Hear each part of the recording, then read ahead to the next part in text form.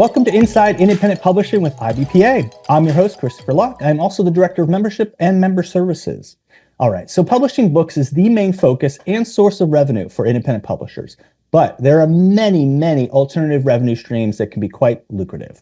President and publisher for Gib Smith Books and Gift, Suzanne Taylor, joins the podcast today to share tips about the sidelines they create, including how they decide what products to make, which are the most popular, where they sell them, how they're manufactured, you name it, we're going to cover it. Welcome, Suzanne. How are you? Thanks, Christopher. It's nice to be on this and just kind of share and chat about the fun world of sidelines. Well, I'm really excited about this because Gib Smith is like the quintessential independent publisher. Like you started small and then you have grown to be so successful and you have done so many interesting different things. I think there's a lot that other indie publishers can learn from y'all. So I wanted to go back with Gib Smith. You started in the 70s, the early 70s with publishing textbooks, but you've grown a lot, as we mentioned. And can you just tell us, like, you have multiple imprints now. What are kind of the general books that you all publish under these various imprints? Great questions. And yes, you've obviously done a little bit of homework on us. So yeah, the company was started in 1969 by Gibbs and Catherine Smith, and they did start doing more academic publishing, which we have two segments to our company right now. We have our book and gift, which is what I am the president of, and then we have our education, which is a full force of educators who've actually been in the schoolroom and in the school systems, and they are forces who develop textbooks, curriculum, ancillary materials where they, to enhance the world of education. I've been here this is my 27th year. Wow. And when I first started, we were well known for, I guess a lot of what we do is tap dance. Gib Smith was a very eccentric, eclectic person, and he had a lot of varied interests. And so I had the benefit of being under his tutelage in learning a lot of different things. I came from a comic book background myself. And so I had cut my teeth a little bit on at Dark Horse Comics, where we did comics, we did the anthologies, we did the graphic novels. It was when a lot of that was just starting up. And then we also had a kind of a sidelines business where we would make models and craft other things out of those comics. So when I came here, it was very much known as a smaller publisher. It was very Western focused. It did a little bit of architecture, a little bit of everything. And so I just jumped in, worked with a lot of, creatives here. And as time went on, we just expanded to, home design, a lot of varied interests, design, cooking, children's. And through the years, those have been very successful for us. One of our big imprints is called our children's imprints, which was launched in 2011, was Babylit. And it kind of took the world by storm. We were one of the first early adapters of the idea of classic literature for babies in board book form. We hit the news. We were on the cover of the New York Times book review, the front page of the New York Times Sunday edition, quoted in that along with some other colleagues and whatnot. And so that took off, the idea of classic literature for babies. And when we started that, we thought, well, what else would people want from these characters? People were very much responding to the art of Alison Oliver, brilliant artist. And so we set out to say, okay, well, maybe there's some ideas that we can pull from here to start making some gift items. We call them gift items because we're heavy emphasis in gift sales for our business, not just, so we go beyond bookstores with a lot of the things that we do. So that's a little bit just touching the waters there of where we started thinking of doing sidelines to expand. We still have the curriculum, we still have education, we still do art and architecture and design, a lot of cookbooks. Another big brand in cooking is 101 Things to Do With series, which came out around the same time as the Cake Mix Doctor, another, millions of dollars in revenue type series. So we had the benefit of some solid, good brands that had taken off, that had some identity that we thought, well, then what can we do with that from there? So. Yeah, well, I love the Babylit, like the classics being introduced to kids. I don't think Mr. Darcy and Elizabeth Bennet can ever be introduced too soon to all the youngsters out there. Right. Yeah. And that's one of the first gift items we did was actually a doll that came from that the illustrator created just as a promo herself. It was a Mr. Darcy doll. She had sent it to me as a gift. And I thought, wait a minute, I wonder if we should make these. Like, like what a cute little pillow. It was like a pillow. And so that was one of our first gift items that sold well for us. I wonder if it's not only children buying the Mr. Darcy pillow. There's who doesn't want to cuddle up with Mr. Darcy, right? I mean, well, yeah, you mentioned, so I'm really interested in, this whole gift idea. I mean, that's what we're going to be talking about, these alternative revenue streams. And what was fascinating to me is, I looked at your catalog and I found it interesting that, when publishers, a lot of times they're thinking about, products, it's always like related very directly, specifically to their books. But I mean, you all have stickers, bookmarks, mugs. I mean, you have a puzzle shaped like a whoopee cushion. Like you've got everything, right? So these are just products that are, fun and interesting. So I'm interested in the thinking behind, if they're not always directly related to like your books and promoting your books, like how do you come up with, what's the thinking behind you're like, okay, we need a puzzle shaped like a whoopee cushion. This going to do well. Like, what's the thinking behind these things? Yeah. So there's no lack of new ideas. I mean, we are a think tank here, definitely here at Gib Smith. And so the idea, like Sidelines started being more derivative from our books and the things that we do and content that we had that we wanted to monetize. And also thinking of, okay, well, what could we produce domestically? Kind of removing some of the challenges that exist with some of our other, with books and whatnot. What could we produce domestically that had perhaps a higher profit margin, a larger markup, and do it in some lower quantities that we could use some local providers with and just try things, right? So some of the first things we tried were buttons, pins, like to put on your backpack and whatnot, and tote bags. And we did, as you said, start thinking, okay, well, beyond our core, and I will say puzzles. We were an early adopter of puzzles. We had hundreds of thousands of puzzles sold and had made many different SKUs of puzzles before the big puzzle boom that we were well positioned when COVID hit. People like, well, what do you have? So they came to us for puzzles, thankfully. And so the ideas come from everywhere. And we also look at what we can make from what we have, what we feel like we can compete with in the market. Like, who are our markets? Who are our customers? What are our accounts like? And what can our salespeople sell? Those are often sometimes different. When you think of the different sales channels that books sell into, and then also Sidelines. So in thinking that way, we started with our core, like gifts that come from our core competencies, like cowboy boot puzzles, national park puzzles.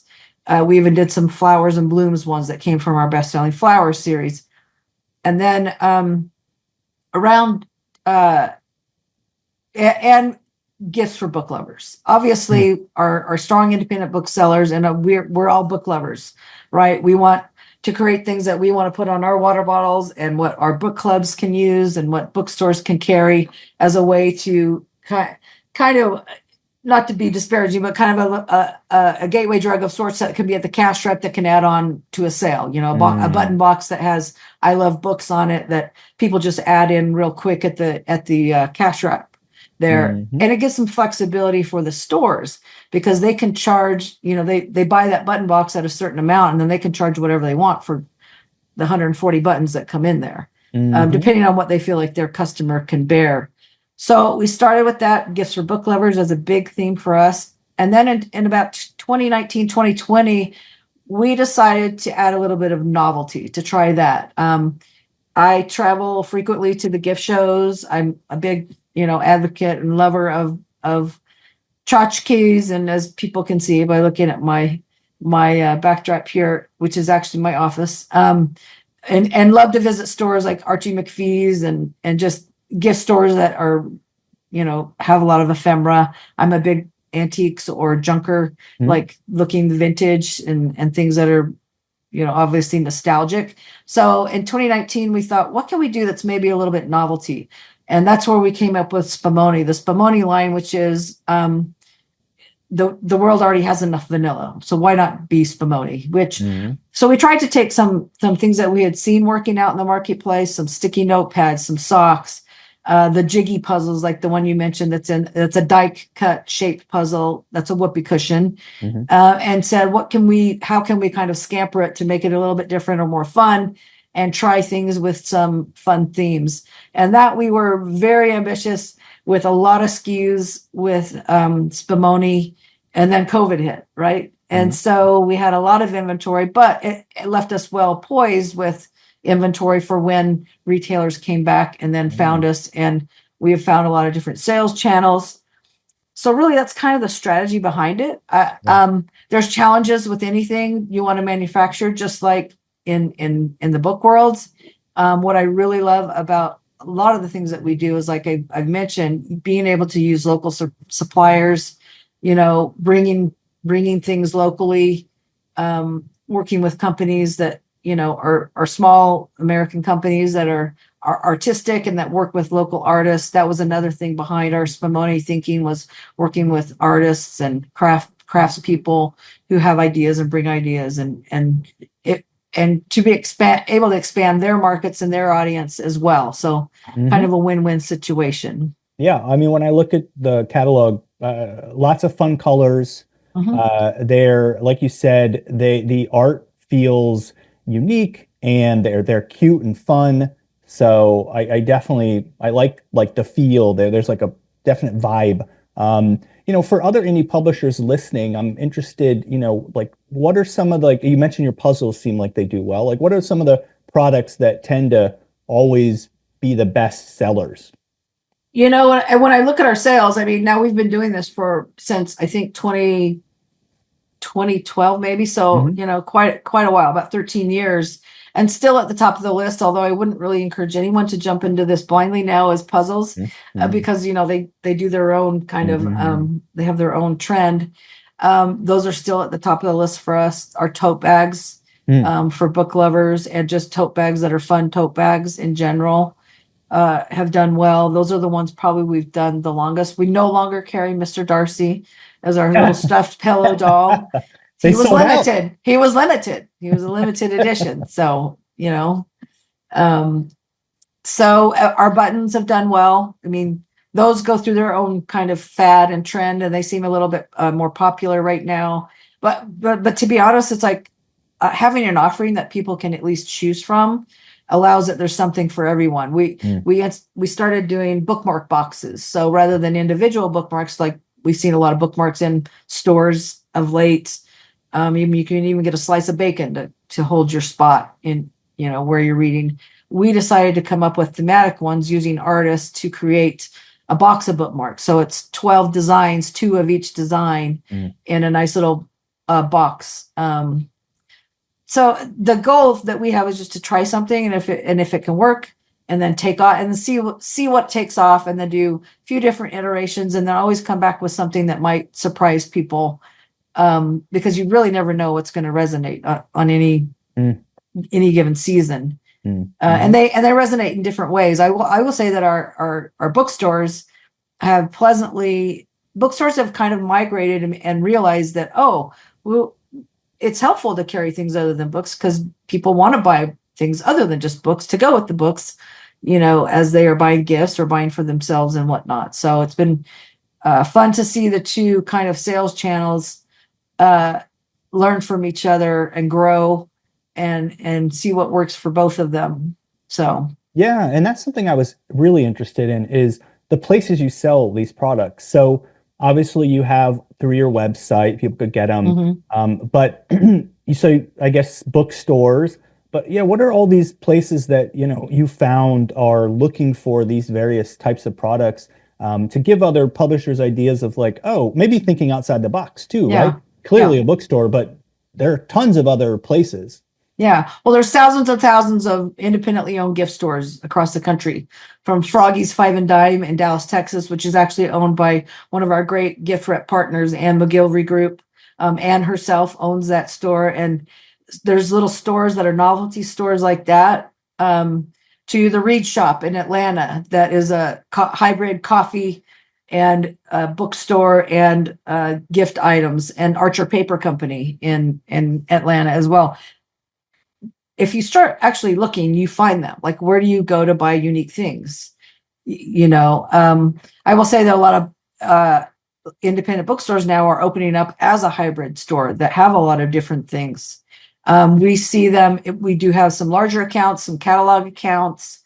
They're the same type of retailers that everyone usually goes to buy a unique gift, like Uncommon Goods or things like that. So, and then there's chain stores. There's the Barnes and Nobles. You go to Barnes and Noble, now they own Paper Source. They create a lot of their own novelty, but they bring in a lot of other novelty for people. So there's really opportunity from large chains to small gift stores. There's distribution into that world in a lot of different ways. So yeah, and something I'm interested in is obviously Gib Smith as a book publishing company was quite successful before you all were going into this avenue. So are a lot of these relationships based on that you all had relationships, or did you as a company, a new imprint, creating all these products, did you have to go out and create all new relationships with like these, specialty bookshops or specialty like, shops that do like gifts and stuff? A little bit of both. We have really great sales reps, and both in-house and out of house, who are tapped into and know about these great stores. I've actually gone on sales calls with them where I've been educated by them of, here, now you see what works. And it's very fun to go with them and just learn from them of what their stores carry and why, the why behind it, the why they buy. And so thankfully we have that. Now they're always hustling because stores go in and out of business. Unfortunate things happen, like, there's natural disasters that affect everything, the political environment, the world environment, and all of that affect retailers. So good sales reps and ourselves, we're always looking for new accounts. That's part of what you do. When I travel, one of the things I do is I go to the gift showrooms. So we have reps who have showrooms, and stores, independent gift stores, go to what they call go to market. And they go to these shows.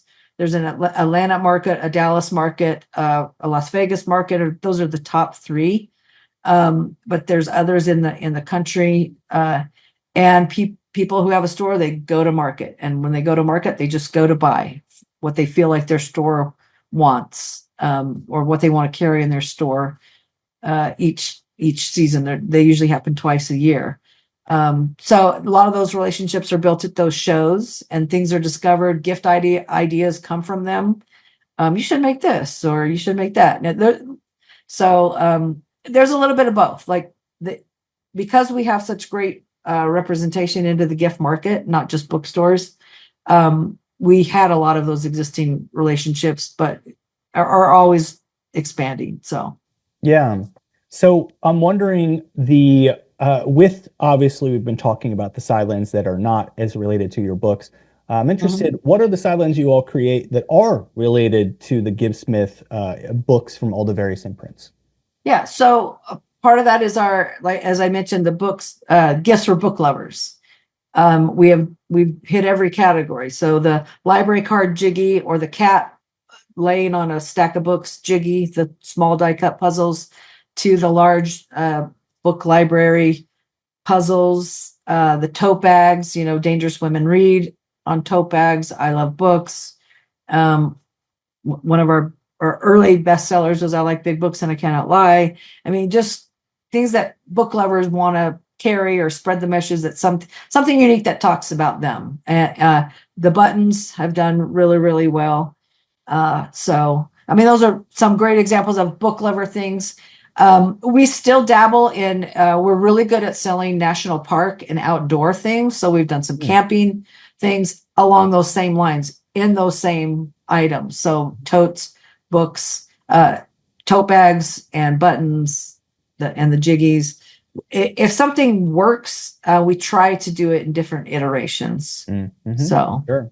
Well, you talked about manufacturing. mhm. I think that's one of the biggest hurdles is, someone can say, I have an idea for a mug or a sock or a shirt that's Right. related to but how do they begin figuring out who makes, mugs or socks at a reasonable rate and it's a good quality? Like, where do they even start with something like that? Yeah. So really it starts by talking to people. Mhm. Again, I go back to those gift shows, or when I go to stores, I see who makes items that I like. So if it's a sock I like, then I say, okay, what's the company name? Mhm. And try and say, okay, do you custom? And 9 times out of 10 they do, and they might lead you to their custom program, Mhm. or they might lead you somewhere else where you could find another source. Again, I go back to those trade shows where the sources very often attend and are doing that same thing, meeting with people, trying to, drum up business. So a lot of that was done through that. We have really good production managers who not only have experience with our printing and book printing, who can source all different things. I mean, I've had them source anything from coasters to playing cards to Bic pen, the Bic style Clint pens, wooden nickels. Who would have thought, right? A lot of different things. And boy, they're just so experienced that if they don't know someone, they know someone who knows someone. So, Okay. of Well, course, thank you. there's always Google. I mean, Yeah, sure. Yeah. yeah, Well, Alibaba and everything. So, along those lines, you were talking about a team. And so, mhm. some of the people listening are going to be like a publisher who is their only employee. Right, Uh, yeah. so I'm wondering, like, let's say they're looking to get into this. Like, what type of role, like, who's the first person they need to hire if they are going to try to hire someone to help them, move into this type of role? I would say some fractional, it could be even a fractional employee that they hire their services to do some production work to help them source people to help them manufacture the items. Because a lot of the other stuff, the ideas can come from me as a publisher, or the creative teams that you have already in your company, but those can come from you. You can outsource, work for hire, illustration. You can work for hire, the design work. But if you could hire someone even who was, like I said, a fractional employee, take advantage of those situations as well. Because there's a lot of really talented people out there who don't want to work for someone, but they will do contract work for lots of different people. So I see. Yeah, okay. And then and someone to help you run the P&L on it. I mean, obviously it all comes down to understanding how the financials work and can work at the quantities and everything. So yeah, because you were mentioning about trying new products. So, like, I mean, do you probably start small and see how well it sells before you're like, let's do 100,000 units of this thing? yeah, I don't think I've done 100,000 of anything. I have done over 10 years, but Yeah. not on one print run at all. No. Yeah. Yeah. Okay, so what are some of the other challenges that, I mean, look, there are people going to be listening to this and they're going to be trying to figure out, is this for me? Yeah. So, it's okay to be candid and, like, look, if this is going to be a challenge, so just watch out. What's something Yeah. like that? I would say if you don't see it's helping your sales reps and your salespeople see the vision. And so you have to do a bit of educating on the merchandising aspect of it, like see how this groups together with these books or this other thing that we're doing. And start with something that's related to you, because it's then just a natural extension. You're giving them something else that they could sell to the same person they're selling this cookbook to, or this design book to, or this children's book. And it may or may not work for them, but it's another thing that,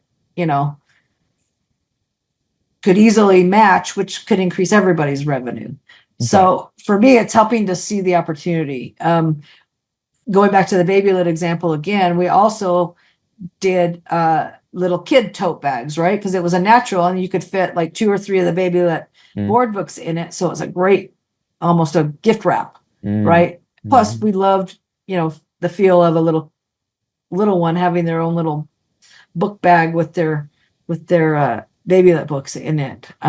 So really just and making people aware that you're doing this. Like, Mhm. you know, it will take a little bit of marketing and thought behind it, and the messaging. It does. I'm not going to lie. It does take a little bit of a conversion with your salespeople sometimes, and for them to understand the potential of it. Although I would say now that that's probably in a better place than it has been recently, because so many more stores are carrying Sidelines, especially in the book industry. Yeah. Well, one So thing I'm also wondering about is like, which comes first? It's like, do you try to make connections with people in like, these gift shops and bookstores and such and say, I could start making X that's related to my books. Is mhm. there interest? Or do you kind of just think of something, create it, and go, here's this. Yeah, What do you think? It's super cute, yeah, right? And then they yeah. want to sell it because it's a thing they could sell now. I'm a big believer in collaboration because, Mm, and so I gather information. I would recommend gathering information for as many places as possible and say, hey, we have this. What do you think if we did this? Because 9 times out of 10, they will help you make your idea even better, especially store owners, any store. Go into a store and say, hey, I make stuff and I want to make something that goes with this. Or here's a book that you carry of mine. What if we made this? Would you be able to sell that? Or what would it need to look like? What would it need to cost? What would it, how many you think you could sell? Because they're on the front line selling that every day. mhm, One of the disadvantages to our business is that the makers are so far removed from the end consumer, mm. right? We've got, whether it's a distributor or a salesperson and a buyer, and sometimes the buyer is different from the actual store owner. I mean, there's just so many layers that you have to penetrate, that you have to convince that something will work or not work. Mhm. So, I mean, I would start with, I wouldn't make anything blindly. I would talk to people, and you'll find that people are very generous with their time and their ideas, and they have ideas as store owners that sometimes they wish they could make. And they Right. may give you, ideas. Hey, I make stickers. What stickers would work for your business? Hmm. Right? So I love that. Yeah, 100%. collaboration. I love that Yeah. idea of working with people, and it only helps you bond with that, person who's selling your book already even more. Right. Makes them want to keep working with you, and whatever your next books are, they go, oh, well, they have this other product they're creating also is popular. So, Correct. Right. And I recommend, like, I'm the president and publisher. I'm out there doing this. I've mhm, done sales visits, I've done calls, I go to manufacturers. I am very hands-on. So I know what it takes to do it. I know what it takes to, like, convince people. I've been shot down, I've been looked at and like not listened to, or I'm like, well, that was a learning experience. mhm. I thought I knew what they would like, but so anyway, it's a fun business. It's a great add-on. It's a great way to capitalize on what you're already doing well at. If you're creative, I mean, in this business, we're all creatives, and trying to add additional revenue streams. So Yeah. Well, I want to make sure I ask you about two things before we go, because Gib Smith, again, I think is a representative of something that a lot of other indie publishers can aspire to in a lot of ways. And one is you all are, have an employee-owned business. In 2015, it's called an employee stock ownership plan. I was wondering if you could tell us about that, so that other publishers may go, oh, maybe we should do that. yeah, so we had the unique opportunity. Gibbs and Catherine, as I mentioned, Smith founded the company, and before they retired or passed away, they decided, what do we want the future of our business to be? We would love for this to be a multi-generational business. We want to continue on as long as possible. And so they sold a portion of the company to employees. And then 5 years later, we bought the rest of the company. So we, as employee owners, all 83 of us are somewhat, we own shares in the company. And how ESOPs work is it's a retirement plan. It's meant to help people have a chunk that will grow as the company grows in success and then increases in profitability and share price. That when you retire, then you have an additional retirement package beyond just your 401k or anything, any of your other accounts that hopefully you've been able to buy into. It's something that you're awarded based on years been here, and it's still a vesting, but it's wonderful because it brings employee ownership to everything we do. So we're working for each other, we're working for ourselves to just try and not only fulfill our mission of enriching, inspiring humankind, but as employee owners, and we're actually majority female owned and managed. So we're really proud of that. And also a certified B Corp. So it's not just profit for us, it's people, planet, and profit. So it's hard. But what business in book publishing isn't hard? I mean, most of us do this because we love it and we love the business and we're entrepreneurs and love the idea of enhancing the world in some ways with what we can create. So are you saying I'm not going to become a billionaire by being in the book publishing industry? Well, you could. There's always the option, right? Okay. There could be. Okay. Maybe you have that one popular sideline that's just going to take off, right? That everybody's going to want to have for a holiday fourth quarter.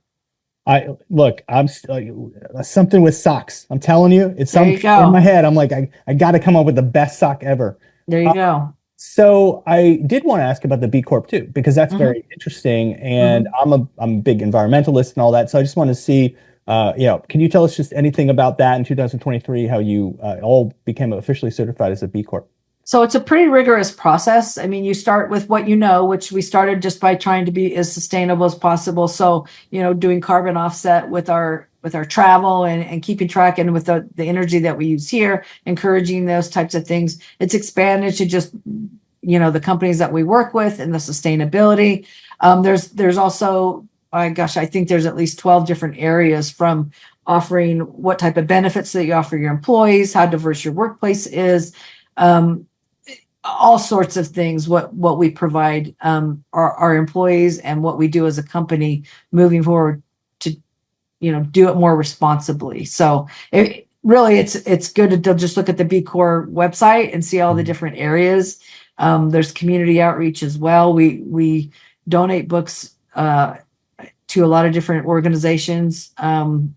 So yeah, it actually brings it full fold to not, like I said, be just solely profit based. There's a lot more meaning behind what we try and do. So yeah, absolutely. You all are working on so many different things, and I love the idea of the employee owned. I mean, if you have a business, excuse me, that's working toward, like you as a person, how successful this business is, eventually later when you retire is going to help you. Like that to me seems like a good incentive to work. Yeah, right. Yeah. Well, Suzanne, this is excellent information. And also just congrats. I mean, you all have been very successful. So I thank you for sharing your expertise with other publishers so they can learn about it. I want to make sure that everybody checks out all y'all's cool sidelines. I'm going to put it in the video. We'll add the link, but I will also read it out. It's gibbssmithcovers.com /gift/index.html. So that's a really cool place. You also have a spring catalog that people can check out. So we'll put that one in there as well. It's gibbssmithcovers.com /GS spring catalog.pdf. You all have a cute new bookmark box you were talking about.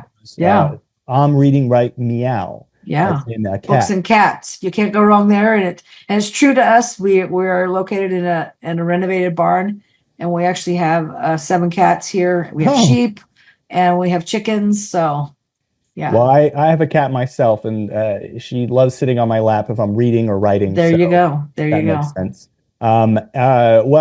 You're making me think we should have some fun IBPA merch. I mean, this is like, come on. Like exactly. Again, I'm thinking socks, dinosaurs. People like dinosaurs. The ideas are percolating. You're getting it now. You're getting it. You're getting what I'm saying, right? Yeah. What are perennial themes? There you go.